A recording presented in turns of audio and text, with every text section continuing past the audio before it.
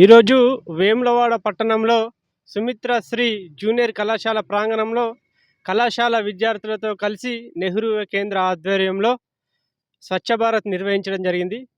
విద్యార్థులు తమ తమ ప్రాంతాలు, తమ గ్రామాలను పరిశుభ్రంగా ఉంచుకోవాలని భారత ప్రధాని నరేంద్ర మోదీ గారి సూచన మేరకు ఈరోజు నెహ్రూ కేంద్ర ఆధ్వర్యంలో విద్యార్థులందరినీ భాగస్వామ్యం చేస్తూ స్వచ్ఛ భారత్ కార్యక్రమాన్ని నిర్వహించడం జరిగింది.